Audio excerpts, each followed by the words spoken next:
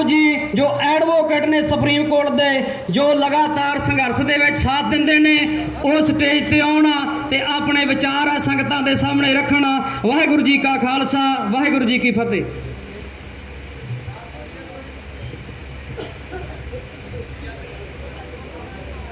बहुत बहुत शुक्रिया। मंच पर आसीन बाबा जी राजाराम जी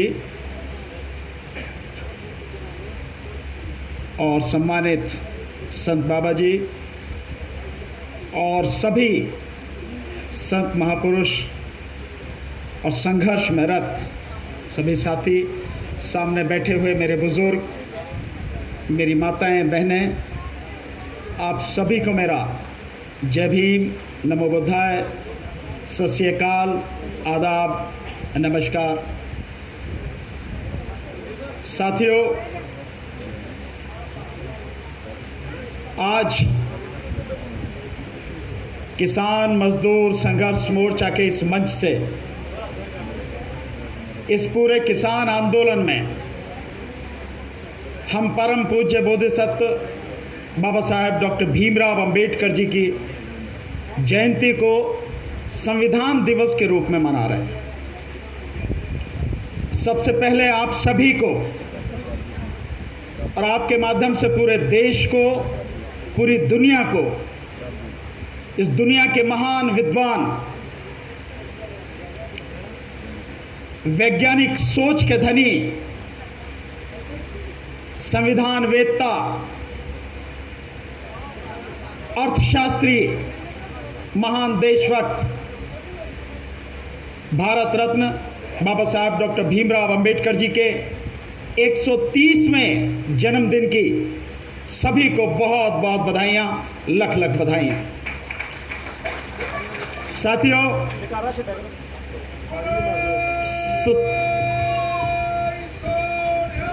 सत श्री अकाल। साथियों,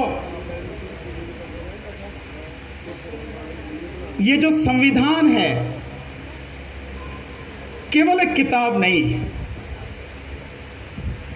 बाबा साहब डॉक्टर अंबेडकर केवल एक नाम नहीं है। बाबा साहब डॉक्टर अंबेडकर ज्ञान का एक अथाह भंडार है। दुनिया में जब सबसे विद्वान लोगों की एक सूची बनानी शुरू हुई तो दुनिया के 3 महान विद्वानों में से एक बाबा साहब डॉक्टर अंबेडकर हैं और हम सबको गर्व होना चाहिए, फक्र होना चाहिए कि वो हमारी इस भारत भूमि के सपूत हैं। लेकिन बाबा साहब को हम कभी याद करते हैं? कुछ लोग तो बाबा साहब का नाम केवल नाम भर लेते हैं। लोग मानते हैं तो मानते हैं, जानते उनके विषय में रत्ती भर भी नहीं। और जब दिक्कत आती है, और विशेषकर ऐसी दिक्कत आए जिसमें संविधान की व्याख्या करनी पड़े, यह सरकार कुछ ऐसा काम कर दे कि हमें संविधान के अलावा दूसरा रास्ता नजर नहीं आए, तब हम फिर संविधान को देखने की कोशिश करते हैं और कोशिश करते हैं कि बाबा साहब ने संविधान में क्या प्रावधान रखा है जिससे इस समस्या का हल हो सके। मैं आपको 1 साल पीछे ले जाता हूं। इस देश में एक बहुत बड़ा आंदोलन शुरू हुआ सीए एनआरसी के विषय में। जब सीए एनआरसी का आंदोलन शुरू हुआ और लोगों की नागरिकता जाने का खतरा आया, लोगों को समझ में आया, तो फिर उस मंच से बाबा साहब की बातें होने लगी। उससे पहले उनमें से कोई भी बाबा साहब को न मानता था, न सम्मान करता था, और न ही उनके विषय में या उनके बताए गए रास्ते पर या उन्होंने जो ज्ञान दिया है उसे जानने की कोई कोशिश करता था। मत मानिए उनको या मत जानिए उन चीजों को, जो बहुत सी चीजें उन्होंने कही हैं, लेकिन जो सीधे सीधे आपसे जुड़ी हुई चीज है उसे तो जानने की कोशिश कीजिए। जो भारत का संविधान है वो तो उन्होंने आपके और हमारे सबके लिए बनाया है, किसी एक व्यक्ति के लिए तो बनाया नहीं है, पूरे देश के लिए बनाया है। और इस देश में कोई भी सरकार अगर हमारे विरोध में काम करेगी तो हमें झांकना पड़ेगा संविधान में, संविधान से ही रास्ता निकलेगा, उसी से शिक्षा लेनी पड़ेगी और उसी का साथ लेके हम उस समस्या का समाधान कर सकेंगे, जैसे आज कर रहे हैं। जैसे आज ये कृषि कानून है, इन कृषि कानूनों को हम कैसे कहते हैं कि ये तीनों कृषि कानून गैर संवैधानिक है, तो फिर हम संविधान में झांक रहे हैं ना। फिर हमें संविधान में झांकना पड़ता है और संविधान में झांकने के बाद हमें पता लगती है कि जो तीनों कृषि कानून हैं उनमें से दो, जो कॉन्ट्रैक्ट फार्मिंग का है और दूसरा जो निजी मंडियों का है, ये दोनों ही विषय केंद्र के नहीं हैं, राज्य सरकार के हैं। और राज्य के विषय है तो इसका रेफरेंस कहां पर है, कहां पे दिया हुआ संविधान में? तो फिर हम जाते हैं, पता लगती है अनुच्छेद 246, 246 और जो अनुसूचियां दी गई हैं शेड्यूल लिस्ट, उस शेड्यूल में 7th शेड्यूल में यानी 7वीं अनुसूची में हमें पता लगता है कि वहां तो ये बात कही गई है। उसमें दिया गया है जो राज्य सूची है उसके 14वें नंबर पर कृषि यानी एग्रीकल्चर और 28वें नंबर पर मार्केटिंग यानी कि जो कॉन्ट्रैक्ट उसका निजी मंडियों का कानून है, वो सारे राज्य के विषय हैं। तो संविधान में झांकना पड़ता है। और इसके अलावा आपके हमारे अधिकार रोज सरकारों द्वारा तोड़े जाते हैं, खत्म किए जाते हैं। जैसे हमें प्रदर्शन करने का अधिकार है, लेकिन आप देख रहे हैं कि किस तरह की कीलें लगा रखी हैं, कैसे कैसे बल्लम टाइप के वो गाड़ रखे हैं, पत्थर लगा रखे, बैरिकेड लगा रखे हैं।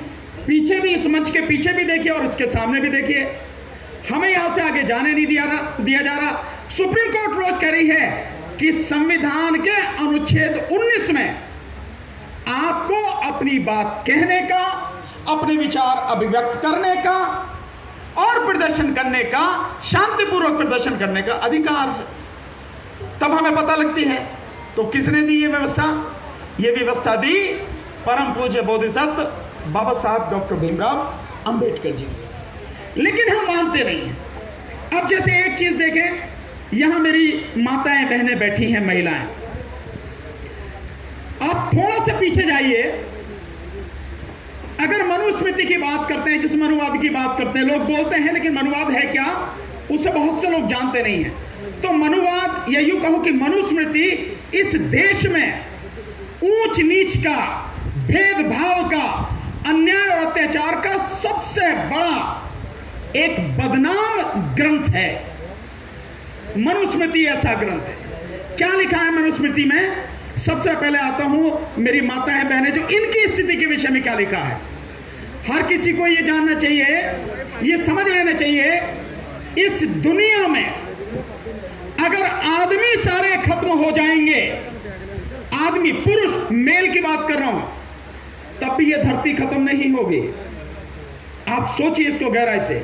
लेकिन मैं दावे के साथ कह रहा हूं, अगर इस देश में एक दिन में सारी महिलाएं खत्म हो गई, तो आने वाले कुछ समय में यह दुनिया पूरी तरह से खत्म हो जाएगी। इस देश में इंसान का नामो निशान मिट जाएगा। और अगर आज की तारीख में हम कुछ भी कर पा रहे हैं, तो उसमें सबसे बड़ी ताकत, सबसे बड़ा समर्पण, सबसे बड़ा योगदान किसी का है तो हमारी इन माताओं और बहनों का है। मैं आज भी अगर आपके बीच में हूं, तो मेरे परिवार की, मेरी पत्नी, मेरी माँ, मेरे बच्चे, अगर वो ना मुझे सहयोग करें, तो क्या मैं आपके बीच में आ सकता हूं? इतना समय मैं दे सकता हूं? वो समय उनका काटा हुआ है, उन्हीं का समय है वो। फिर भी अभी मैं कल गया वहां पे, मैं सीधा जो आ रहा हूं, मैं घुम्मन खुर्द, पीछे अगर आप देखेंगे जो पीछे वाली स्टेज है, उस स्टेज के पहले ही एक लंगर चल रहा है। वो लंगर वहीं का है, संत बाबा हजारी सिंह जी का, जो घुम्मन खुर्द में उनका गुरुद्वारा है, वो लंगर वहां से चल रहा है। कल वहां बैसाखी का प्रोग्राम था, उसमें मुझे उन्होंने मुख्य अतिथि के रूप में बुलाया, मैं गया। वहीं से सुबह 5 बजे निकल के मैं यहाँ आ रहा हूँ। और मेरी पत्नी ने जब कल मैं घर से चला सुबह, तो मुझे खाना बना के दिया। किसने बना के दिया?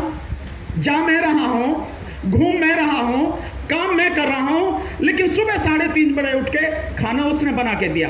ये महिलाएं, मैं इन महिलाओं की बात कर रहा हूं कि मनुस्मृति में इनको लिखा है कि ये महिलाएं बराबरी की हकदार नहीं है। ये महिलाएं केवल और केवल पैर की जूती की तरह इस्तेमाल हो सकती हैं। ये इंसान नहीं है, ये एक वस्तु है। एक वस्तु की तरह इन्हें इस्तेमाल किया जा सकता है और इनको किसी भी हालत में स्वतंत्रता नहीं दी जा सकती।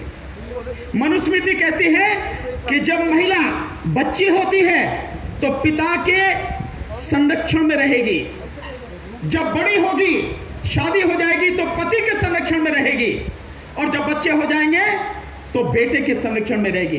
मतलब उसका अपना कोई जीवन नहीं है, उसका अपना कोई अस्तित्व नहीं है, उसकी अपनी कोई स्वतंत्र एक इकाई, एक आइडेंटिटी नहीं है, जबकि वो हमारी ही तरह बराबर की इंसान है।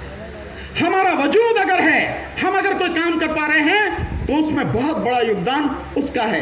लेकिन आज भी इतने सालों बाद भी हम अपनी माताओं को, अपनी बहनों को, अपनी बच्चियों को, अपनी पत्नी को ये बराबर का हक दे नहीं पाए, दे नहीं रहे। इसीलिए परम पूज्य बोधिसत्व बाबा साहब डॉक्टर अंबेडकर ने संविधान में ये प्रावधान किया कि जो माताएं बहनें हैं इनका भी पुरुष की तरह बराबर का हर चीज में हक होगा, योगदान होगा। मनुस्मृति इसको मना करती है। मनुस्मृति कहती है औरत को पढ़ने का हक नहीं है, उसको संपत्ति रखने का हक नहीं है, लेकिन बाबा साहब डॉक्टर अंबेडकर आपको ये सारे हक देते हैं। सारे हक जो दुनिया में हो सकते हैं एक इंसान के लिए या एक पुरुष के लिए, वो सारे हक बाबा साहब डॉक्टर अंबेडकर आपको देते हैं। इसकी व्यवस्था की है प्रॉपर तरीके से। यहां तक कि कारखानों में मजदूर के रूप में काम करने वाली जो महिलाएं हैं उनको ये व्यवस्था जो प्रावधान किया है बाबा साहब डॉक्टर अंबेडकर ने, संविधान के जो नीति निर्देशक सिद्धांत हैं, अनुच्छेद 36 से लेके 36 से लेके 50 तक 50 तक में जो प्रावधान किए हैं उसमें कहा है महिला को समान काम के लिए समान वेतन दिया जाएगा, उसके साथ बराबरी का व्यवहार किया जाएगा, और जब महिला गर्भवती होगी तो उसे उसके लिए छुट्टी दी जाएगी और उन छुट्टियों का वेतन नहीं काटा जाएगा। सारे अधिकार ये बाबा साहब डॉक्टर अंबेडकर ने दिए। और बाबा साहब डॉक्टर अंबेडकर जब नेहरू जी की गवर्नमेंट में लॉ मिनिस्टर थे तो जो हिंदू महिलाएं हैं उन सब के लिए हिंदू कोड बिल लेकर आए, लेकिन नेहरू जी समाज के दबाव में वो दब गए और उस कोड बिल को, हिंदू कोड बिल को पास नहीं होने दिया। लेकिन धीरे धीरे टुकड़े टुकड़े करके एक एक टुकड़े में पूरा हिंदू कोड बिल आने वाले समय में पास हुआ। बहुत से कोड बिल जो है, कोड बिल का बहुत सारा हिस्सा सन 1955 में उसी पार्लियामेंट ने पास किया। पर अगर आप महिलाओं से पूछो तो महिलाएं न जाने किस किस तरह के, कितने तरह के देवी देवताओं की पूजा करती हैं, कितनी देवी देवताओं को नैवेद्य चढ़ाती हैं, फूल मालाएं चढ़ाती हैं, उनके व्रत उपवास रखती हैं। दावे के साथ कहता हूं उनमें से किसी देवी देवता ने आपका कोई भला नहीं किया। केवल एक ही इंसान था जिसने आपका भला किया, और वो है अछूत समाज में जन्मे परम ज्ञानी, परम शक्तिशाली, निडर व्यक्ति, परम पूज्य बोधिसत्व बाबा साहब डॉक्टर भीमराव अंबेडकर जी। आप उनकी पूजा नहीं करते हैं, आप उनको नहीं मानते हैं। मानना किसको चाहिए ये भी हमें समझने की जरूरत है, लेकिन लोग मानते समझते नहीं।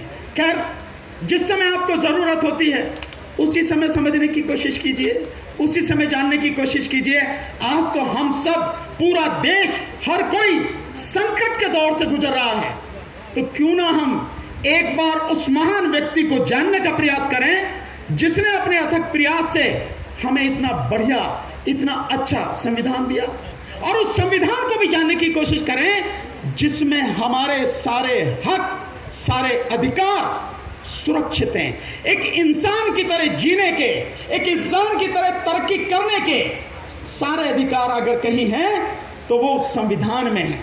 और बाबा साहब डॉक्टर अंबेडकर ने कहा था कि संविधान चाहे जैसा हो, जब उनसे पूछा गया कि संविधान कितना अच्छा है, कैसा है, क्या इसमें ठीक है, क्या गलत है, तो बाबा साहब डॉक्टर अंबेडकर ने कहा कि संविधान चाहे जितना अच्छा हो, अगर उसको लागू करने वाले लोग बुरे होंगे तो संविधान बेकार है, बिल्कुल किसी काम का नहीं।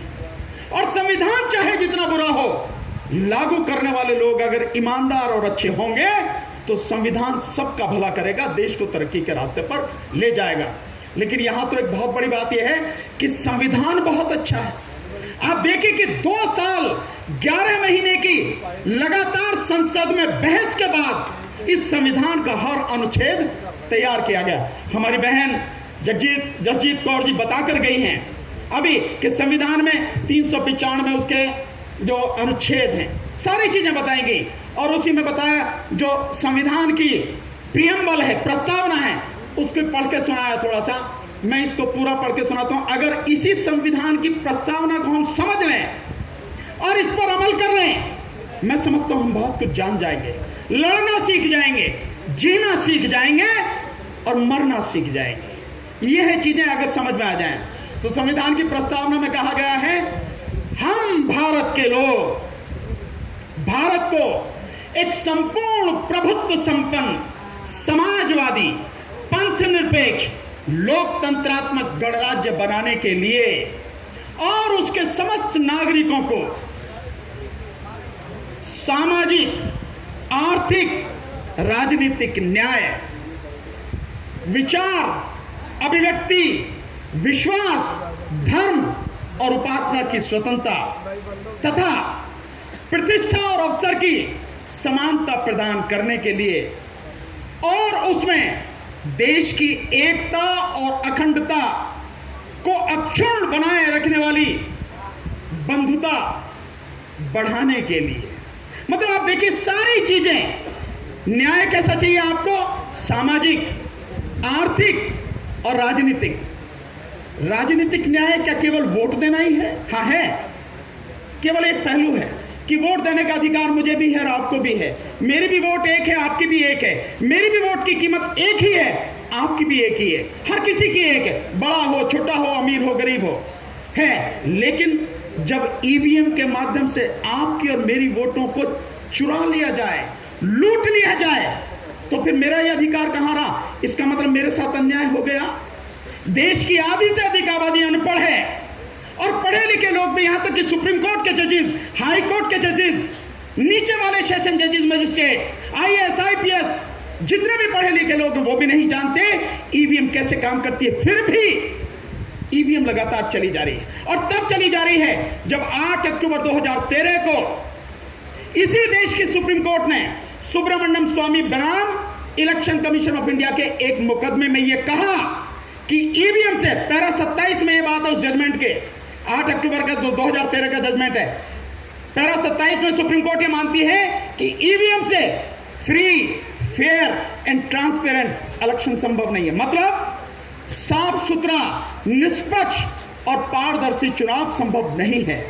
और फिर भी ईवीएम का लगातार इस्तेमाल है। क्या इतनी वजह काफी नहीं है जब सुप्रीम कोर्ट मान रही है कि इस मशीन से इलेक्शन साफ सुथरा और निष्पक्ष नहीं होता तो इसको हटाया जाए, खत्म किया जाए? लेकिन नहीं खत्म किया, उसके साथ में दूसरी मशीन जोड़ दी और 2 मशीनें काम कर रही हैं। और आप और हम सब जानते हैं, सुप्रीम कोर्ट जानती है, इन 2 में से एक मशीन गलत है, एक मशीन से ईमानदारी से चुनाव नहीं होता, फिर भी लगातार जारी है।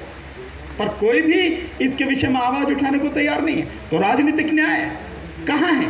फिर आर्थिक न्याय, ये आर्थिक न्याय है, किसानों से उनकी जमीन छीनी जा रही है, उनको तबाह किया जा रहा है। और इसी एक कानून की धारा 3 से जो कॉन्ट्रैक्ट फार्मिंग का है, पूरे देश को तबाह किया जा रहा है। किसान के साथ साथ जो 82 करोड़ गरीब लोग हैं उनको खत्म किया जा रहा है। तो आर्थिक खुशहाली कहां है? आर्थिक न्याय मिला किसी को? नहीं।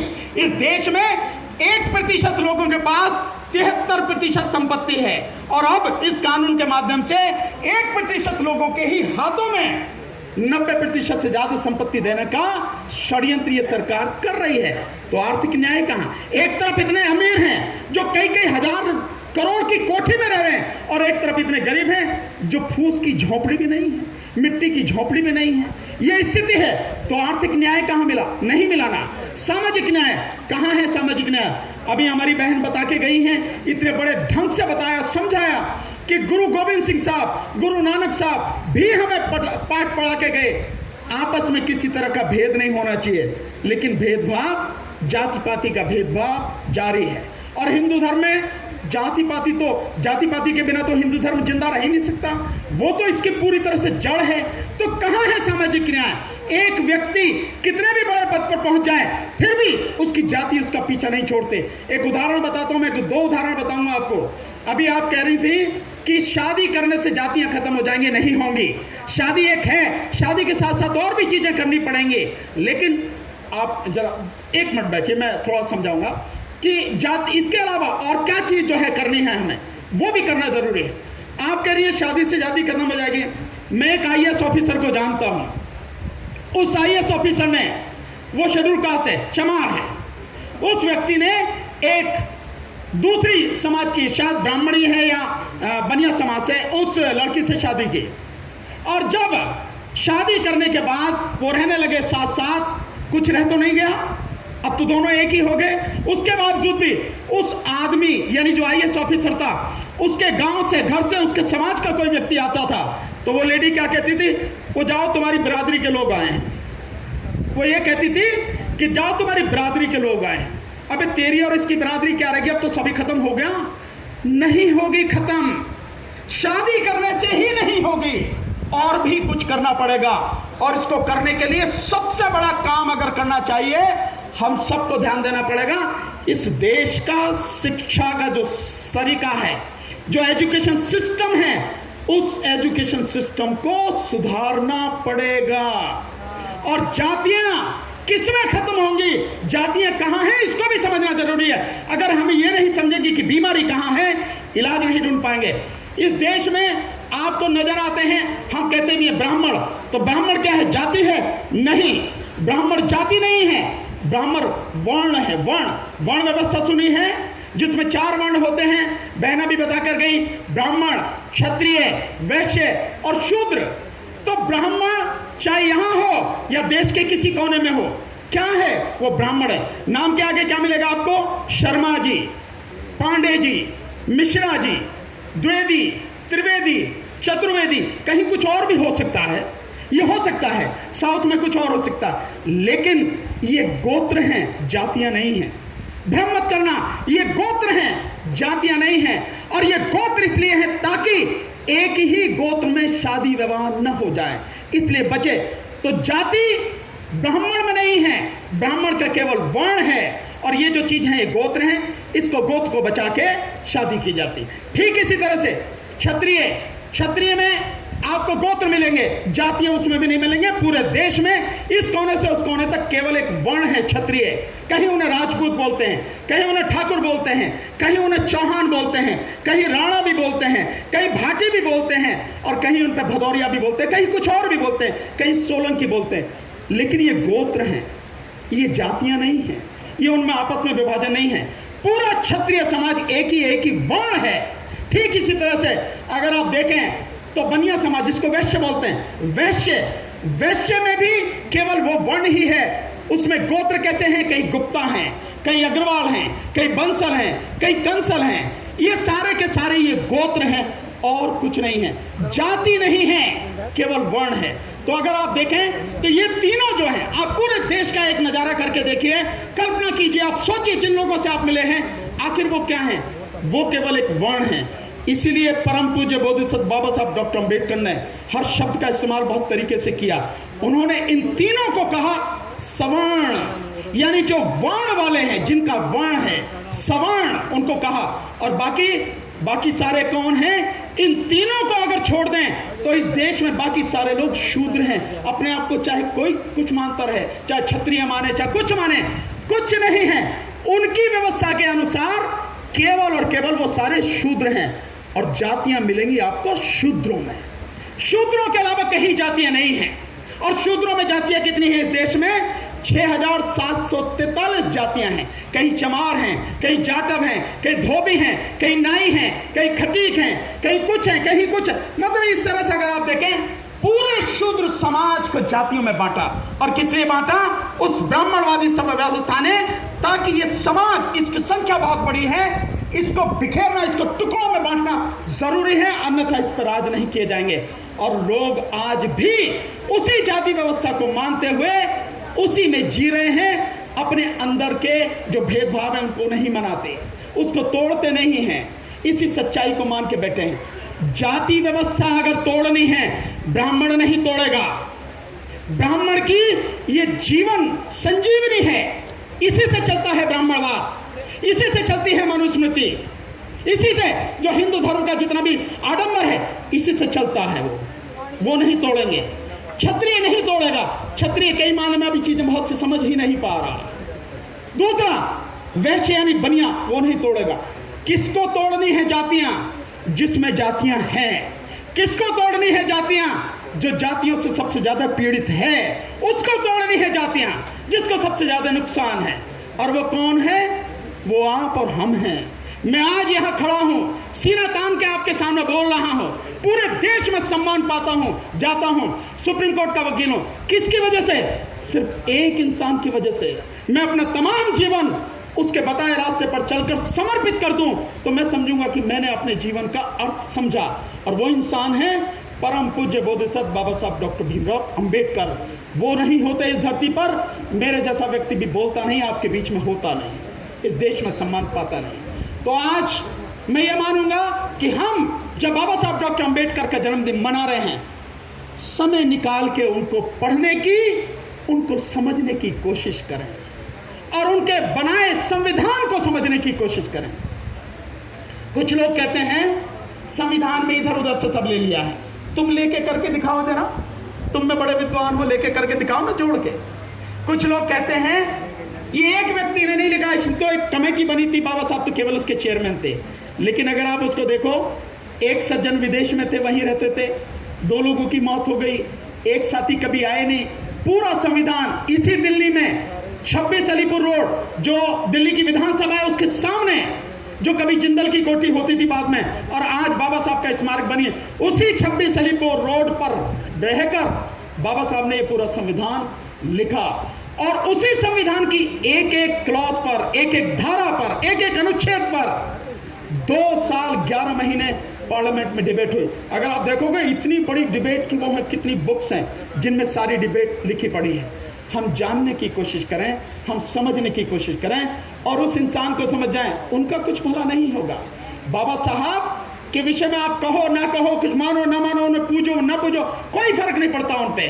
बाबा साहब आज सिर्फ शरीर नहीं है, अन्यथा जब तक ये धरती कायम रहेगी बाबा साहब इस दुनिया में जिंदा रहेंगे, उनका नाम कोई नहीं मिटा सकेगा। और बाबा साहब कल भी थे, आज भी हैं, आने वाले समय में भी रहेंगे बाबा साहब। लेकिन उनके बताए रास्ते पर चलकर आप सब और हम सब अपना जीवन बेहतर बना सकते हैं, अच्छा बना सकते हैं, अपने अधिकारों को जान सकते हैं, लड़ना सीख सकते हैं, जीना सीख सकते हैं, अब मरना सीख सकते हैं। आपने मुझे बुलाया, मुझे सम्मान दिया, बोलने का इतना मौका दिया, मैं दिल से आपका आभारी हूं, हमेशा रहूंगा। बहुत बहुत शुक्रिया। वाहेगुरु जी दा खालसा, वाहेगुरु जी दी फतेह।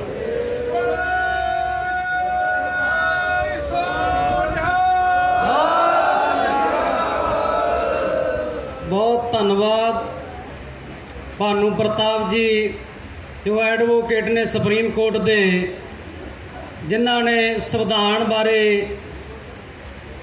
ਜਿਹੜੇ ਸੰਵਿਧਾਨ ਦੀਆਂ ਧੱਜੀਆਂ ਅਡਾਈਆਂ ਜਾ ਰਹੀਆਂ 543 MP ਜਿਨ੍ਹਾਂ ਦੇ ਮੂੰਹ ਸੀਤੇ ਹੋਏ ਹੈ। ਜਦੋਂ ਐਕਟ ਬਣ ਰਿਹਾ ਸੀ ਉਦੋਂ ਬੋਲੇ ਨਹੀਂ, ਉਹਦੇ ਬਾਰੇ ਸਾਰਾ ਜਿਹੜਾ ਉਹਨਾਂ ਨੇ ਜਾਣਕਾਰੀ ਦਿੱਤੀ ਆ। ਉਹਦੇ ਵਿੱਚ ਆਪਣੇ ਪੰਜਾਬ ਦੇ ਜਿਹੜੇ ਲੀਡਰ ਸੀ, ਬੀਬਾ ਹਰਸਿਮਰਤ ਕੌਰ, ਮਨਪ੍ਰੀਤ ਬਾਦਲ ਅਤੇ ਹੋਰ ਜਿਨ੍ਹਾਂ ਦੇ ਨਾਂ ਸਾਹਮਣੇ ਆਏ, ਜਿਨ੍ਹਾਂ ਨੇ ਦਸਤਖਤ ਕੀਤੇ ਤੇ ਸੰਵਿਧਾਨ ਦੀਆਂ ਧੱਜੀਆਂ ਡਾਈਆਂ ਤੇ ਰਾਜਾਂ ਦੇ ਵੱਧ ਅਧਿਕਾਰ ਜਿਹੜੇ ਕੁਰਬਾਨੀਆਂ ਕਰਕੇ ਅਸੀਂ ਲਏ ਹੋਏ ਸੀ ਤੇ ਉਹਨਾਂ ਦੇ ਉੱਤੇ ਡਾਕਾ ਮਾਰਿਆ ਤੇ ਸਾਡੀ ਜ਼ਮੀਨ ਦੇ ਉੱਤੇ ਵੱਡੇ ਕਾਰਪੋਰੇਟ ਘਰਾਣਿਆਂ ਦੀ ਜਿਹੜੀ ਅੱਖ ਹੈ ਉਹ ਪਹਿਲਾਂ ਹੀ ਟਿਕੀ ਹੋਈ ਸੀ ਤੇ ਇਹਨਾਂ ਨੇ ਉਹਨਾਂ ਨੂੰ ਜਿਹੜੀ ਉਹ ਦੇਣ ਦੀ ਜਿਹੜੀ ਕੋਸ਼ਿਸ਼ ਕਰ ਰਹੇ ਹੈ। ਪਰ ਇਹ ਬਰਦਾਸ਼ਤ ਪੰਜਾਬ ਦੇ ਅਣਖੀ ਲੋਕ ਕਦਾਚਿਤ ਨਹੀਂ ਕਰਨਗੇ। ਸੋ ਸਾਡੇ ਵਿਚਕਾਰ ਵੱਖ-ਵੱਖ ਬੁਲਾਰੇ ਸਾਹਿਬਾਨ